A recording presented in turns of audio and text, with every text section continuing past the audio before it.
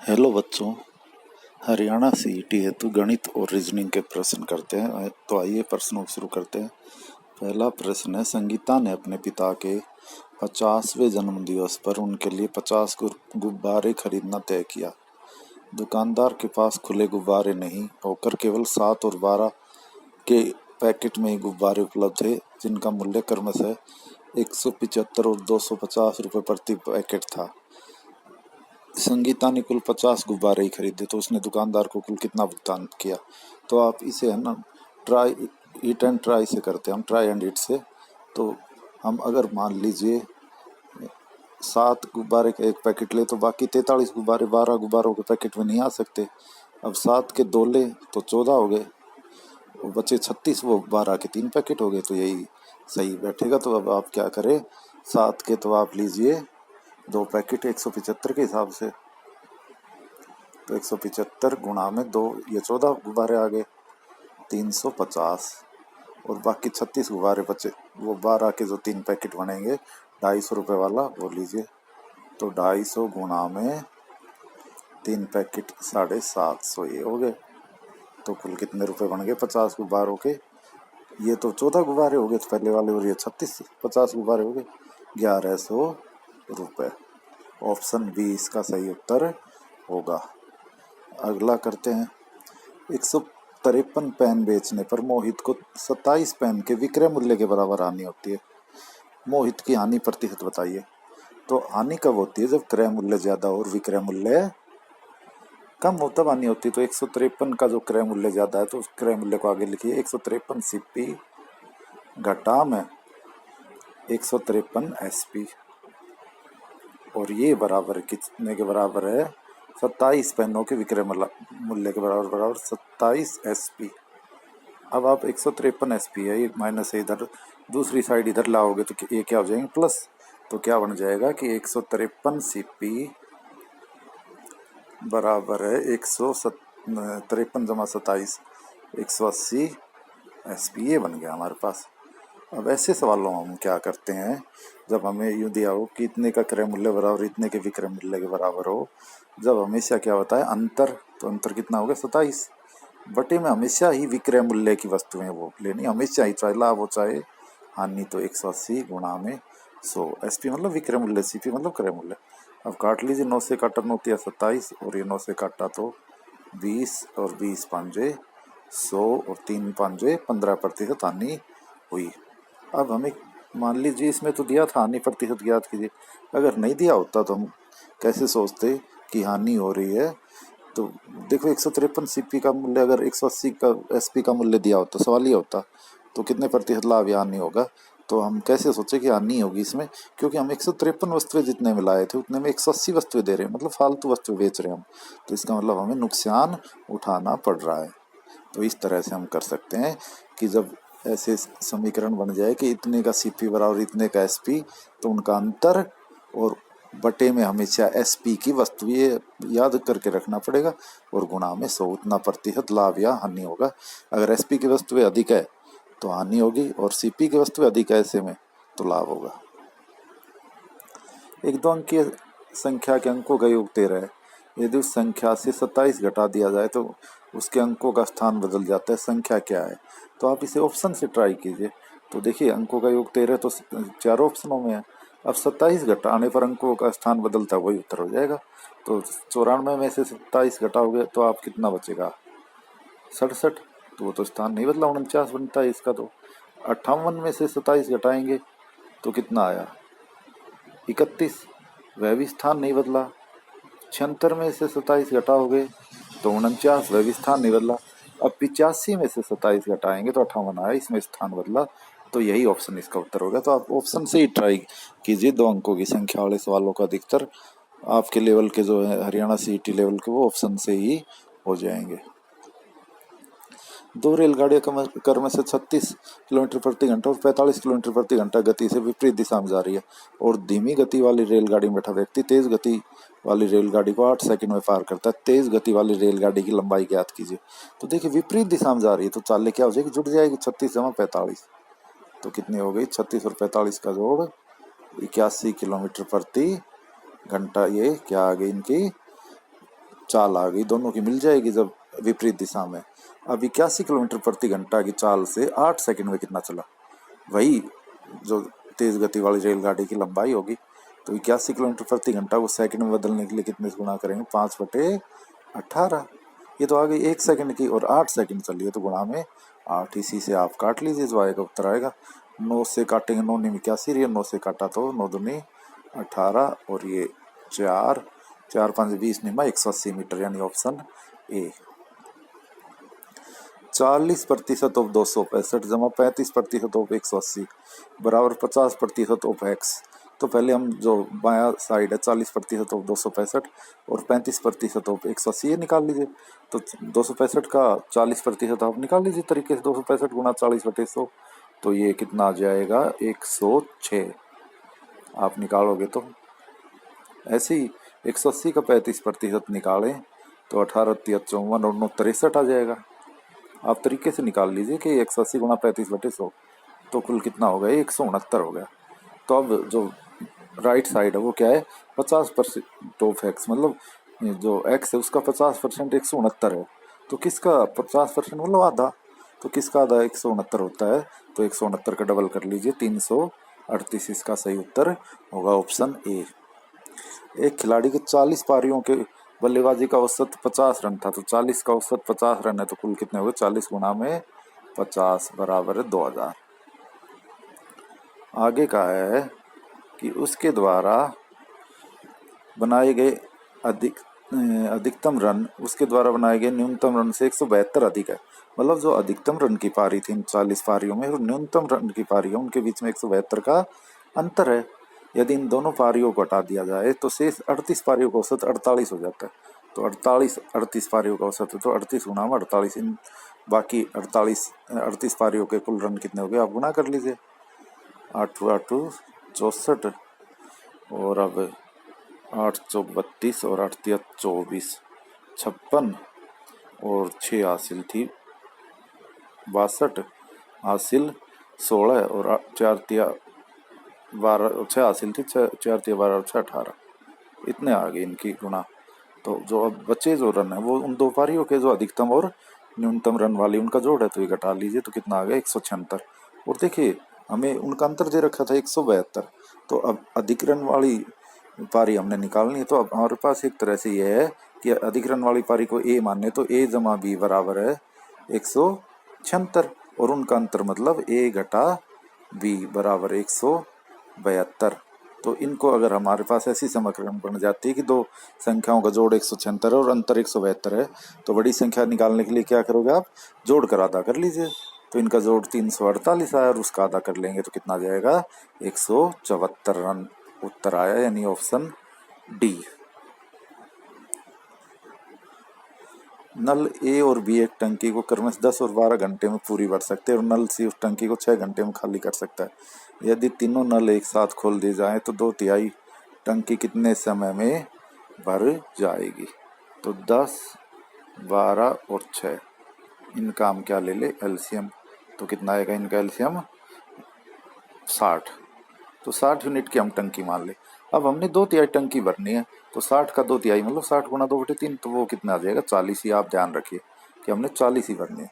तो अब हम क्या करें, पहले पूरी जो 60 यूनिट है वो पहला 10 घंटे में भर रहा है तो हर घंटे में 60/10 6 भरेगा, दूसरा 12 घंटे में तो ये 5 भरेगा, तीसरा खाली कर रहा है 6 घंटे में 60 को तो -10।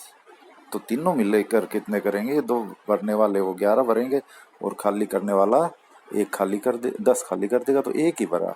तो 40 भरनी हमने, वो कितने में भरेगी 40/1, यानी कि 40 मिनट। ऑप्शन डी इसका सही उत्तर हो गया। एक बार फिर समझ लीजिए, 10 12 और 6 का एलसीएम आया 60 यूनिट की टंकी मानी, लेकिन हमने केवल 2/3 भरनी है, तो 60 का 2/3 मतलब 60 गुना 2/3 काटने पर कितनी आएगी 40 ही हमने भरनी है।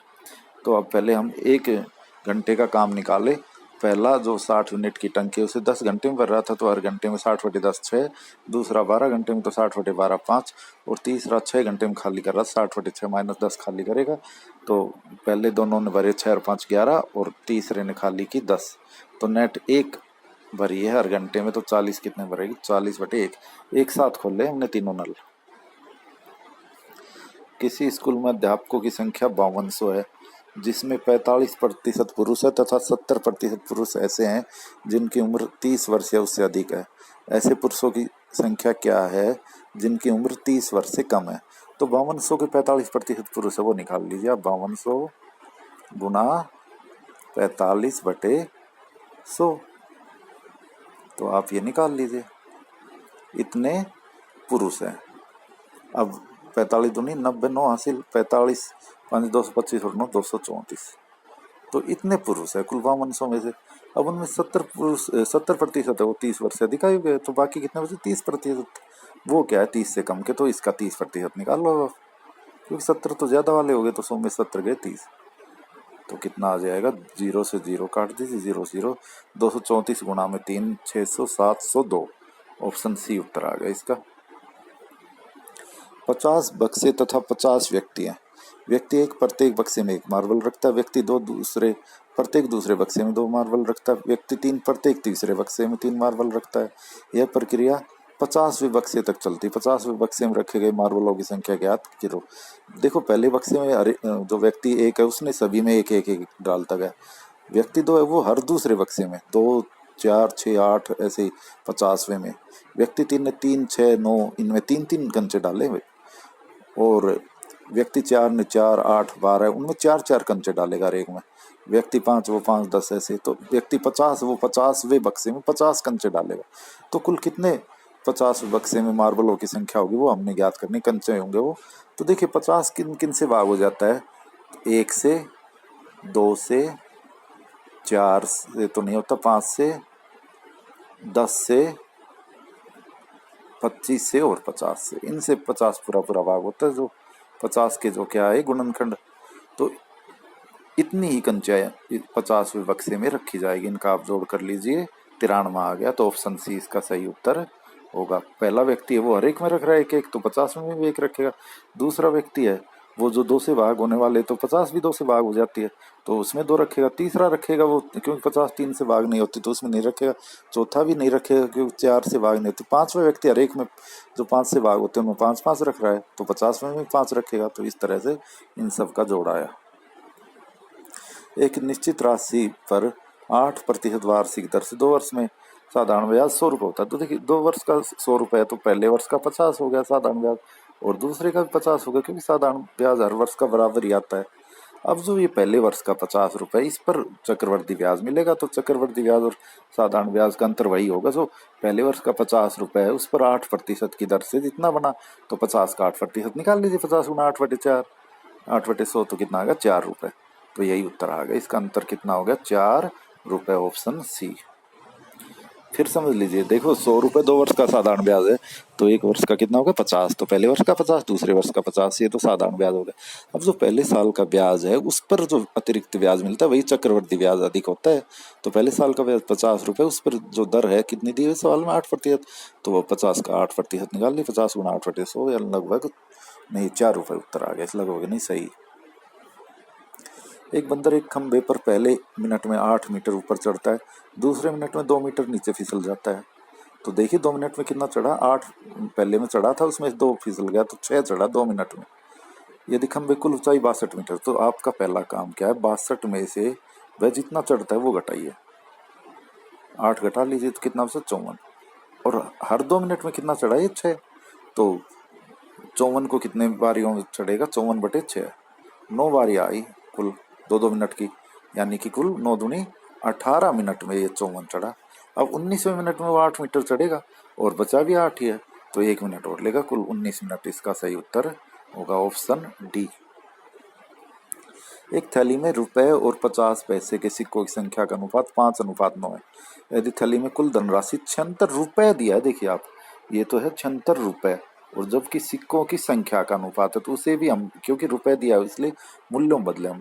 रुपए 1 रुपए वाले और 50 पैसे वाले जो सिक्के हैं उनकी संख्या में अनुपात दिया है, उसे मूल्य में बदले। तो वो कैसे बदले हम? 1 रुपए वाले का 5 अनुपात है और 50 पैसे वाले का 9, ये तो है संख्या। तो 1 रुपए वाले 5 सिक्के हैं, तो कितने रुपए बनेंगे? 5 रुपए ही बनेंगे। 50 पैसे वाले 9 सिक्के हैं, तो कितने रुपए बनेंगे? 1 रुपए में 2 सिक्के होते, तो 9 सिक्कों में कितने रुपए बने? 9/2। अब इनका आप अनुपात लोगे, 2 से गुणा कर लीजिए, 10:9। ये आ गए इनके मूल्यों में अनुपात। अब हमें क्या करें, 76 रुपये में हम 50 पैसे के सिक्कों की संख्या निकालनी है। तो क्या करोगे आप, पहला काम कि 76 को अनुपात में बांटेंगे तो 50 पैसे का अनुपात कितना, 9, और बटे में अनुपाती होगा 10 और 9 का 19, तो 19 चौके 76, 36 रुपये के सिक्के हैं वो 50 पैसे वाले हैं, और बाकी 40 रुपये के 1 रुपये वाले हैं। तो 36 रुपये में कितने 50 पैसे के सिक्के बनेंगे, 1 रुपये में 2 बनते हैं, तो 36 में 36 दूनी 72 सिक्के होगा। तो यानी ऑप्शन कौन सा, आप देखिए इसमें 72, ऑप्शन ए इसका सही उत्तर होगा। नेक्स्ट, किसी ठोस घनाकार आकृति की सभी बाहरी सतहों को एक समान रंग से रंगा गया है तथा उसे इस प्रकार काटा गया है कि उसके 64 बराबर घन बने। तो देखो 64 किसका घन होता है, 4 का, तो हर जो साइड होती है उस पर कुल मिलाकर 4 घन बन रहे हैं। इन 64 घनों में से ऐसे घनों की संख्या कितनी होगी जिसमें केवल एक ही रंग सतह रंगीन हो। तो इसका मैंने पहले भी कई बार बताया है कि जब एक ही सतह रंगीन है तो उसका फार्मूला क्या था, 6 गुणा में n घटा 2, n 4 है यहाँ पर, n घटा 2 का स्क्वायर यह होता है। तो कितना आ गया ये, 24, ऑप्शन ए। अगर यूं कहते कि कोई भी रंगीन नहीं हो तो उसके लिए मैंने क्या बताया था, n घटा 2 का क्यूब, तो 4 घटा 2 का क्यूब 8 आते। अगर यूं कहे दो सतह रंगीन हो तो 12 गुणा में n घटा 2, यानी 12 गुणा में 4 घटा 2, और तीनों सतह रंगीन हो वो हमेशा कितनी आती है, 8, हमेशा ही 8 आता है उसका उत्तर। तो ये आप ध्यान रखिए, शॉर्टकट जो बताए हुए हैं। किसी विद्यालय में फॉर्म जमा कराने के लिए एक पंक्ति में रमेश आगे से 10वें स्थान पर है। आगे से ऊपर से मान ले तो रमेश का कौन सा स्थान है, ये रमेश खड़ा है 10वां है, मतलब इसके 9 ऊपर है, और 10वां ये खुद है। तथा सुरेश पीछे से 5वें पर है, सुरेश नीचे से है वो 5वें पे, मतलब 4 इसके नीचे है, और ये सुरेश 5वां हो गया नीचे से इस तरफ से। अब ये कह रहे हैं यदि दोनों अपना स्थान आपस में बदल लेते हैं तो रमेश आगे से 19वां हो जाएगा, मतलब रमेश यहाँ आ गया यहाँ, तो ये ऊपर से 19वां हो गया, और उसके नीचे कितने और अब 4 है, तो इसका मतलब कुल कितने हैं पंक्ति में, 19 और 4 23 है। तो अब पूछा इन्होंने क्या है, सुरेश पीछे से किस स्थान पर है, तो सुरेश 23 में से 9 इसके ऊपर है, जो ये यहाँ आ गया सुरेश अब, तो 9 इसके ऊपर है, तो 24 में 23 में से 9 घटा लीजिए, इसका स्थान कौन सा आ गया, 14वां स्थान, क्योंकि 9 तो ऊपर है वो हमने कम कर दी, तो 13 इसके नीचे होंगे, कुल ये खुद एक जुड़ेगा तो 14 हो गए। ऑप्शन सी इसका सही उत्तर होगा। यदि किसी कूट भाषा में मंकी को WCILM के लिखा जाता है तो उसी कूट भाषा में टाइगर को किस प्रकार लिखा जाएगा। तो देखिए आप, M का W बना है और O का C, तो देखिए शुरू से तो बनते नहीं लग रहे। अब हम क्या करें, पीछे से सोचें, Y का W अगर ले तो Y होता है कौन सा, 25वां, W 23वां, यानी 2 कम हुए। ऐसे E पीछे से 5वां है जो, पीछे दूसरा है जो, और वो इसका कूट C बनाया नहीं, ये भी 2 कम हुआ है, तो हर जगह पीछे से लेके 2 कम किए। तो ऐसे ही हम टाइगर का लिखे तो R से 2 कम करे, R कौन सा होता है 18वां, तो 16वां ले, तो 16वां क्या होता है P। ऐसे ही E होता है 5वां, तो तीसरा ले, तो क्या आंसर आ जाएगा C, तो PC, तो PCA के ऑप्शन में है C में, तो यही इसका सही उत्तर होगा। एक पानी के जहाज में 1500 सैनिकों के लिए 45 दिनों का भोजन है। 15 दिन बाद 500 सैनिक जहाज छोड़कर चले जाते हैं। अब जहाज पर उपलब्ध भोजन से सैनिकों के लिए कितने दिनों तक चलेगा। तो देखिए 45 दिन का भोजन था और 15 दिन बाद गए हैं, मतलब 15 दिन तो वो खा कर गए हैं। तो इसको हम यूँ पढ़ सकते हैं कि 45 दिन को 15 दिन तो खा लिए, तो 30 दिन का भोजन है 1500 जवानों के लिए। तो कुल कितना यूनिट भोजन हो गया, 1500 गुणा में 30, इतना यूनिट भोजन है।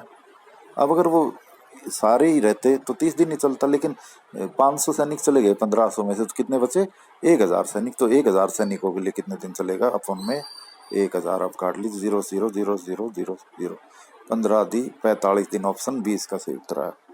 17वां प्रश्न है, एक व्यापारी के पास 3 प्रकार का तेल उपलब्ध है जिनकी मात्रा क्रम से 42 लीटर, 56 लीटर और 63 लीटर है। इनको एक समान धारिता वाले डिब्बों में भरने के लिए कुल कितने डिब्बों की आवश्यकता होगी। तो आप इनका HCF निकालिए, 42, 56 और 63 का तो 7 आ जाएगा। आप HCF भाग विधि से निकाल लीजिए, जैसे छठी कक्षा के बच्चे निकालते हैं, तो 7 लीटर आ जाएगा। अब कुल ये कितने डब्बे बनेंगे, 42, 56 और 63 में 42 में बने 42/7, 6, 56 में 56/7, 8 और 63 में 63/7, 9 डब्बे इसके लिए चाहिए। तो कुल कितने डब्बे चाहिए, 23। जोड़ा रहा इनका, तो ऑप्शन सी इसका सही उत्तर होगा। एक परीक्षा में प्रत्येक विद्यार्थी ने हिंदी या अंग्रेजी या दोनों विषय लिए। 80% विद्यार्थियों ने हिंदी लिया और अंग्रेजी विषय लेने वाले विद्यार्थियों की संख्या हिंदी विषय लेने वाले विद्यार्थियों की संख्या की आधी है। ऐसी स्थिति में कितने विद्यार्थियों ने दोनों विषय लिए। तो देखिए 80% ने हिंदी लिया और आधों ने हिंदी के आधो मतलब 40% ने अंग्रेजी लिया। तो इनका जोड़ कितना आ रहा है, 120, जबकि है 100% ही। तो जितना भी अधिकार है 100 से उतने ही क्या है, दोनों विषय लेने वाले विद्यार्थी है। तो इसका सही उत्तर क्या आएगा, 20%, ऑप्शन ए। 6 टीमों की एक फुटबॉल प्रतियोगिता में प्रत्येक टीम को शेष अन्य सभी टीमों से एक एक मैच खेलना है।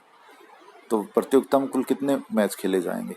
तो देखिए 6 टीम है, तो प्रत्येक टीम एक एक मैच खेलेगी हर एक टीम के साथ। तो हर एक टीम को कितने मैच खेलने पड़ेंगे, 5-5, क्योंकि शेष 5 टीमों के साथ मैच खेलेंगे वो। तो 6 टीमें हैं तो 5×6 30 कुल मैच हुए। लेकिन एक मैच में क्योंकि 2 टीम होती है तो मैचों की संख्या क्या हो जाएगी, 30/2, कितना आ गया, 15 मैच। इसका सही उत्तर यानी कि ऑप्शन डी। इसमें अगर ये प्रश्न होता कि 6 टीमों की एक प्रतियोगिता में हारने वाली प्रत्येक टीम बाहर होती जाती तब कितना मैच होंगे, तो उसमें शॉर्टकट बताया कि जितनी टीमें हैं ना उससे एक कम मैच होता है हमेशा। तब कितने मैच होते, 5। वो प्रश्न क्या था कि 6 टीमों में से इस प्रकार मैच करवाए गए, प्रत्येक हारने वाली टीम बाहर होती जाती। तो 6 टीमों को हमने पहले 3 मैच करवाए, 2-2 टीमें खेलेंगी, तो उनमें जो हारने वाली 3 है वो बाहर हो गई, 3 जीतने वाली। तो उनके ऐसे आप शॉर्टकट याद रखिए कि हमेशा जितनी टीम है उससे एक कम ही उत्तर आता है हमेशा ही। लेकिन इसमें क्या है, जैसे आप मान लीजिए यूँ माने 10 टीमें और प्रत्येक एक दूसरे के साथ खेलती है, तो 10 टीमें बाकी 9 टीमों के साथ जो 10वीं टीम है वो खेलेगी, तो 9 मैच उसने खेले, हर एक 9 मैच खेलेगी। लेकिन एक मैच में 2 टीमें होती है तो 10 नहीं 90 मैच नहीं होंगे, 90/2 यानी 45 मैच खेलेंगे। तो यही यहाँ लगा है कि 6 टीम 5-5 मैच खेलेगी, 30 मैच हुए, लेकिन हर एक मैच में 2 टीमें खेलती है तो कुल मैच कितने हुए, 30/2 यानी 15 मैच। ऑप्शन डी इसका सही उत्तर है। तो ये थे आज के प्रश्न, धन्यवाद।